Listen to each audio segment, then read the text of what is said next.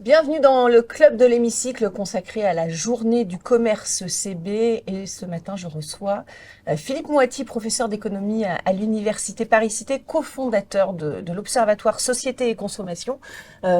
Philippe Moati, bonjour. Merci beaucoup d'être avec nous. Un plaisir. On va forcément parler du commerce aujourd'hui.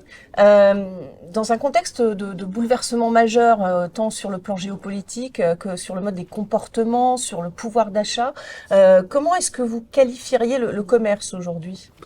Je trouve qu'il est dans la tourmente, parce qu'il est confronté à quelque chose qui peut lui être très défavorable, la collision entre deux temporalités. On a la temporalité de la conjoncture, et il faut dire que là, le commerce n'a pas été gâté depuis quelques années.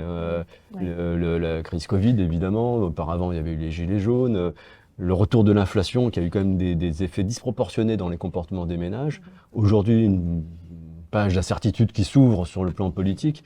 Donc c'est très difficile d'arriver à gérer les soubresauts de la conjoncture, surtout qu'encore une fois les ménages surréagissent au choc macro. Et pour autant, en même temps, on a les tendances longues qui continuent d'être à l'œuvre et qui sont à l'origine de ce que je qualifie d'une révolution commerciale. Je suis convaincu qu'on est en train de vivre des transformations au moins aussi radicales que celles qu'on avait connues au cours des 30 Glorieuses quand la grande distribution est arrivée. Ouais. Et donc le danger pour les entreprises du commerce, c'est d'être polarisé sur la gestion du court terme, faire face à la conjoncture. C'est ça, pouvoir anticiper. Est-ce que c'est possible dans ce contexte ? Et en même temps, essayer de voir loin et d'opérer les mutations qui s'imposent. Et ça, c'est un exercice très difficile. Vous parliez de révolution, quelles sont ces révolutions selon vous ? Donc évidemment, on pense immédiatement au numérique. C'est un peu l'arbre qui cache la forêt. C'est l'arbre qui cache la forêt. Alors évidemment, l'e-commerce est apparu. Aujourd'hui, il représente 12-13% de part de marché. C'est pas si considérable que ça. Par contre, ça a fait rentrer des nouveaux acteurs dans l'arène du commerce. Des acteurs redoutables. J'en pense évidemment tous à Amazon, dont les ambitions dépassent d'ailleurs largement le commerce en ligne, dépassent même le commerce en général, pour s'attaquer à toute la consommation en fait et tous les modes de vie. Donc on a des acteurs très puissants qui maîtrisent. C'est eux qui changent la donne, c'est eux qui changent les comportements selon vous ? Ils y contribuent fortement. Ouais. Ils contribuent à changer un peu les règles du jeu sur les marchés de consommation. Donc il y a cette révolution technologique, mais celle-là elle est très visible en quelque sorte. Mais une révolution plus profonde peut-être et plus pernicieuse, c'est les transformations de la société tout simplement, parce que ça se fait à bas bruit, ça se fait très lentement. Mais quand on regarde dans le rétroviseur, on se rend compte que du chemin qu'on a parcouru. Et en gros, ça veut dire que les comportements des consommateurs, leurs attentes aujourd'hui ne sont pas celles qu'elles étaient il y a 10, 20 ou 30 ans. Ouais. Et donc, il faut être à l'écoute et en tirer les conséquences. Et enfin, dernier élément majeur, c'est que tout le commerce et en fait toutes les filières qui mènent aux consommateurs sont encore fondées sur un modèle économique qui nous vient du passé, qui repose sur les volumes, c'est-à-dire qu'il faut vendre beaucoup pour être prospère. Sur le concept de l'offre et de la demande. L'offre et la demande avec, si la demande n'est pas là, il faut faire en sorte de la stimuler quand même. On l'a vu dans le commerce de l'habillement par exemple, à coup de promo permanente, à coup d'accélération de vitesse de rotation des collections. Voilà, donc il faut vendre pour pas être en crise quoi. Et ça, c'est pas compatible avec la transition écologique. Et pour vendre et pour acheter, il faut aussi avoir du pouvoir d'achat, donc ça complique aussi la donne, j'imagine. Ça la complique conjoncturellement, mais ça va la compliquer structurellement. En fait, sur les 30 dernières années, le pouvoir d'achat a progressé en moyenne d'1% par an. C'est très très lent, mais au final, 30% en 30 ans, c'est pas négligeable. Les gens ne le ressentent pas, c'est tellement lent que c'est pas ressenti. Là, en ce moment, on a vécu un épisode difficile où, même si le pouvoir d'achat global des ménages a progressé, pour beaucoup de Français, ça a été une période difficile. Mais si on regarde devant, parce que c'est quand même lié à l'inflation, on est en train d'en sortir. Si on essaie de regarder devant, on retrouve la question de la transition écologique. Et je pense que cette transition écologique va coûter très cher. Un certain nombre de biens et services vont coûter plus cher. La pression fiscale, quoi qu'en disent les candidats aux élections, la pression fiscale, elle va augmenter parce qu'il faut investir 30 milliards par an pour gérer cette transition. Donc il faut s'inscrire dans la perspective d'une population de consommateurs qui aura de moins en moins les moyens de consommer. Il va falloir s'adapter à ça.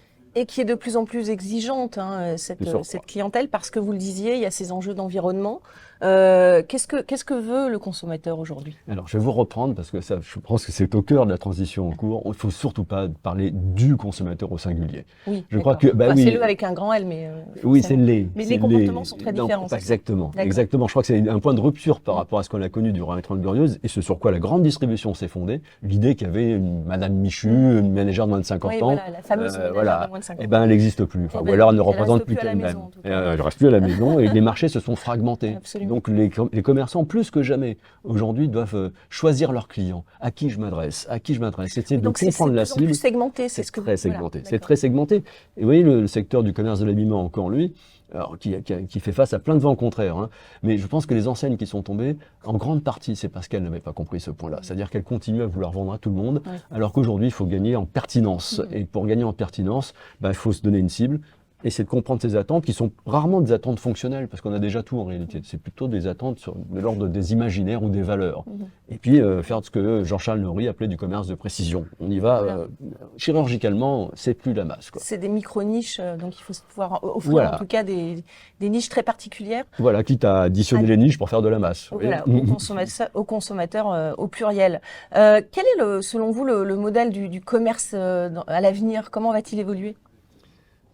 Question compliquée. Hein, Oui, parce mais que- ça va avec ce que je viens de vous dire sur les consommateurs. C'est-à-dire qu'il n'y aura pas un modèle. On va avoir une diversité de modèles. On voit actuellement se développer à la fois des concepts très centrés sur le prix et qui poussent des volumes, et d'autres qui sont passés à autre chose, quoi. Donc, cette diversification des formes de commerce, ça va continuer à s'approfondir.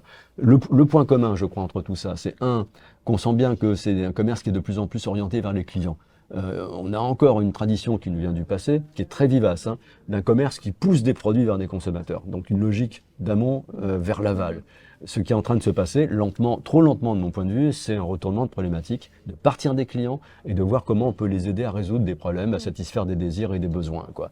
Et donc, pour le dire en une phrase, ça fait que le commerce va de plus en plus adopter une posture servicielle, rendre service en aidant à résoudre des problèmes plutôt que forcer les gens à acheter des produits dont ils n'ont pas forcément besoin. Toujours plus, mais peut-être mieux. C'est mieux, En fait. mieux et surtout gagner en pertinence. Est-ce que l'intelligence artificielle aura un rôle à jouer dans ce commerce? Majeur, notamment dans cette orientation servicielle, parce qu'en fait, elle est déjà très largement engagée dans les marchés B2B, parce que on a des clients exigeants qui demandent à leurs fournisseurs de rentrer dans cette problématique de résolution de problèmes.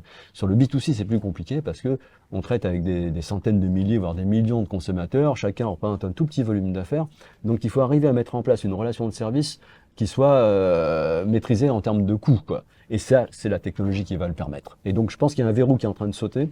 Grâce à la 5G, aux objets connectés, à l'intelligence artificielle, on va pouvoir mettre en place un type de relation avec les clients qui favorisera la diffusion des modèles serviciels.